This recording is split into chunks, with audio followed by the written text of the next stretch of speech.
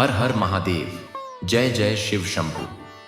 प्रिय भक्तों, क्या आपका जीवन धन की कमी और संघर्षों से घिरा हुआ है? क्या आप नौकरी या व्यापार में बार बार आ रही बाधाओं से परेशान हैं? तो अब चिंता करने की कोई आवश्यकता नहीं है, क्योंकि आज हम आपके लिए लेकर आए हैं देवों के देव महादेव का एक ऐसा शक्तिशाली और चमत्कारी मंत्र, जिसका जाप या श्रवण मात्र से आपकी सारी मुश्किलें दूर हो जाएंगी और आपके घर में सुख समृद्धि का वास होगा। यह मंत्र सिर्फ आज का नहीं है, बल्कि इसकी उत्पत्ति स्वयं महादेव ने की थी। पौराणिक कथाओं के अनुसार सबसे पहले भगवान शिव ने अपने 5 मुखों से नमः शिवाय मंत्र का उच्चारण किया था और इसे भगवान ब्रह्मा को प्रदान किया था। एक अन्य कथा के अनुसार सर्वप्रथम इस मंत्र का जाप भगवान विष्णु ने किया था। उन्होंने इस मंत्र का जाप कर महादेव की घोर तपस्या की, जिससे प्रसन्न होकर भगवान शिव ने उन्हें सृष्टि का पालनहार बनने का वरदान दिया। इस प्रकार यह मंत्र न केवल मोक्ष का मार्ग दिखाता है, बल्कि सांसारिक सुख और सफलता भी प्रदान करता है। भगवान भोलेनाथ, जिन्हें त्रिलोकीनाथ, नीलकंठ और भोले बाबा जैसे अनगिनत नामों से पुकारा जाता है, वे अपनी दया और करुणा के लिए जाने जाते हैं। वे सृष्टि के पालक भी हैं और संहारक भी।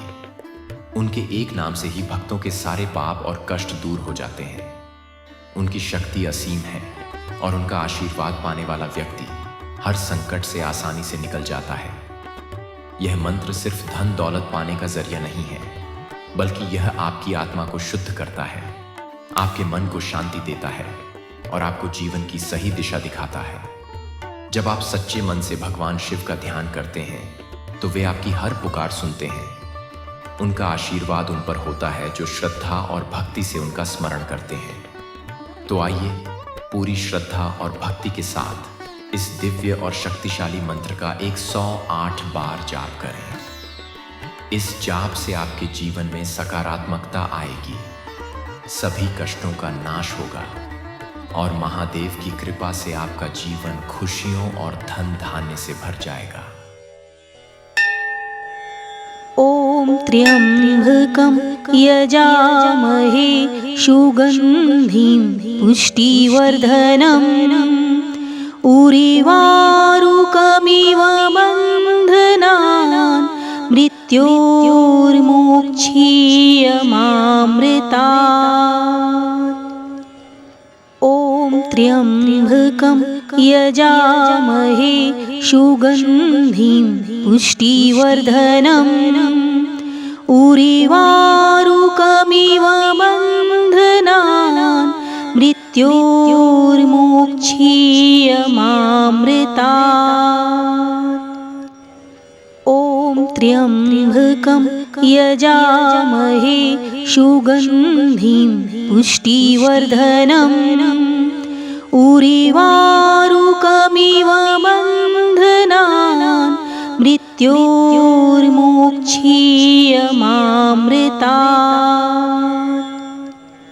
ॐ त्र्यम्बकं यजामहे सुगन्धिं पुष्टिवर्धनम् उर्वारुकमिव बन्धनान् मृत्योर्मोक्षीयमामृतात्। ॐ त्र्यम्बकं यजामहे सुगन्धिं पुष्टिवर्धनम् उर्वारुकमिव बन्धनान् मृत्योर्मोक्षीयमामृतात्। ॐ त्र्यम्बकं यजामहे सुगन्धिं पुष्टिवर्धनम् उर्वारुकमिव बन्धनान् मृत्योर्मोक्षीयमामृतात्। ॐ त्र्यम्बकं यजामहे सुगन्धिं पुष्टिवर्धनम् उर्वारुकमिव बन्धनान् मृत्योर्मोक्षीयमामृतात्। ॐ त्र्यम्बकं यजामहे सुगन्धिं पुष्टिवर्धनम् उर्वारुकमिव बन्धनान् मृत्योर्मोक्षीयमामृतात्। ॐ त्र्यम्बकं यजामहे सुगन्धिं पुष्टिवर्धनम् उर्वारुकमिव बन्धनान् मृत्योर्मोक्षीयमामृतात्। ॐ त्र्यम्बकं यजामहे सुगन्धिं पुष्टिवर्धनम् उर्वारुकमिव बन्धनान् मृत्योर्मोक्षीयमामृतात्। ॐ त्र्यम्बकं यजामहे सुगन्धिं पुष्टिवर्धनम् उर्वारुकमिव बन्धनान् मृत्योर्मोक्षीयमामृतात्। ॐ त्र्यम्बकं यजामहे सुगन्धिं पुष्टिवर्धनम् उर्वारुकमिव बन्धनान् मृत्योर्मोक्षीयमामृतात्। ॐ त्र्यम्बकं यजामहे सुगन्धिं पुष्टिवर्धनम् उर्वारुकमिव बन्धनान् मृत्योर्मोक्षीयमामृतात्। ॐ त्र्यम्बकं यजामहे सुगन्धिं पुष्टिवर्धनम् उर्वारुकमिव बन्धनान् मृत्योर्मोक्षीयमामृतात्। ॐ त्र्यम्बकं यजामहे सुगन्धिं पुष्टिवर्धनम् उर्वारुकमिव बन्धनान् मृत्योर्मोक्षीयमामृतात्। ॐ त्र्यम्बकं यजामहे सुगन्धिं पुष्टिवर्धनम् उर्वारुकमिव बन्धनान् मृत्योर्मोक्षीयमामृतात्। ॐ त्र्यम्बकं यजामहे सुगन्धिं पुष्टिवर्धनम् उर्वारुकमिव बन्धनान् मृत्योर्मोक्षीयमामृतात्।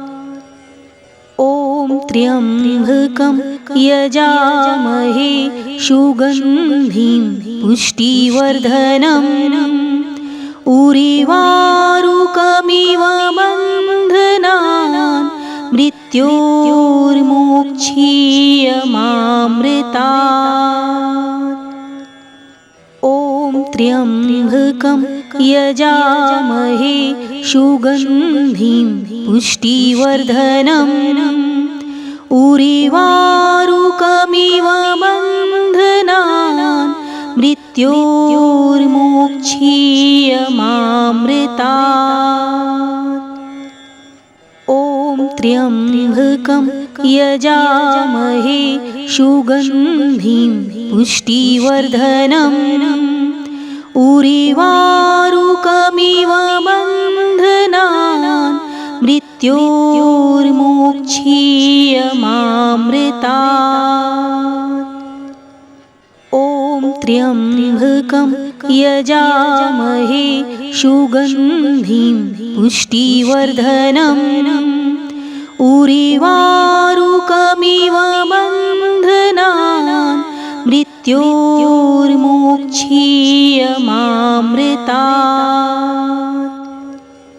ॐ त्र्यम्बकं यजामहे सुगन्धिं पुष्टिवर्धनम् उर्वारुकमिव बन्धनान् मृत्योर्मोक्षीयमामृतात्। ॐ त्र्यम्बकं यजामहे सुगन्धिं पुष्टिवर्धनम् उर्वारुकमिव बन्धनान् मृत्योर्मोक्षीयमामृतात्। ॐ त्र्यम्बकं यजामहे सुगन्धिं पुष्टिवर्धनम् उर्वारुकमिव बन्धनान् मृत्योर्मोक्षीयमामृतात्। ॐ त्र्यम्बकं यजामहे सुगन्धिं पुष्टिवर्धनम् उर्वारुकमिव बन्धनान् मृत्योर्मोक्षीयमामृतात्। ॐ त्र्यम्बकं यजामहे सुगन्धिं पुष्टिवर्धनम् उर्वारुकमिव बन्धनान् मृत्योर्मोक्षीयमामृतात्। ॐ त्र्यम्बकं यजामहे सुगन्धिं पुष्टिवर्धनम् उर्वारुकमिव बन्धनान् मृत्योर्मोक्षीयमामृतात्। ॐ त्र्यम्बकं यजामहे सुगन्धिं पुष्टिवर्धनम् उर्वारुकमिव बन्धनान् मृत्योर्मोक्षीयमामृतात्। ॐ त्र्यम्बकं यजामहे सुगन्धिं पुष्टिवर्धनम् उर्वारुकमिव बन्धनान् मृत्योर्मोक्षीयमामृतात्। ॐ त्र्यम्बकं यजामहे सुगन्धिं पुष्टिवर्धनम् उर्वारुकमिव बन्धनान् मृत्योर्मोक्षीयमामृतात्।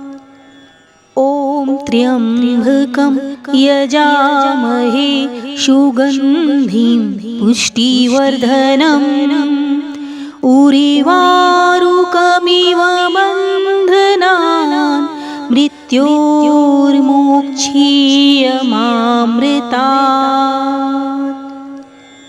ॐ त्र्यम्बकं यजामहे सुगन्धिं पुष्टिवर्धनम् उर्वारुकमिव बन्धनान् मृत्योर्मोक्षीयमामृतात्। ॐ त्र्यम्बकं यजामहे सुगन्धिं पुष्टिवर्धनम् उर्वारुकमिव बन्धनान् मृत्योर्मोक्षीयमामृतात्। ॐ त्र्यम्बकं यजामहे सुगन्धिं पुष्टिवर्धनम् उर्वारुकमिव बन्धनान् मृत्योर्मोक्षीयमामृतात्। ॐ त्र्यम्बकं यजामहे सुगन्धिं पुष्टिवर्धनम् उरिवारुकमिव बन्धनान् मृत्योर्मोक्षीयमामृतात्।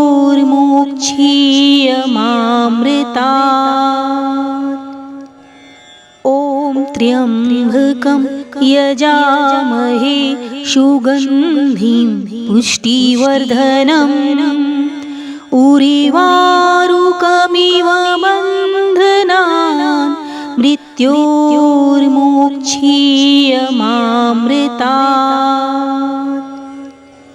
ॐ त्र्यम्बकं यजामहे सुगन्धिं पुष्टिवर्धनम् उरिवारुकमिव बन्धनान् मृत्योर्मोक्षीयमामृतात्।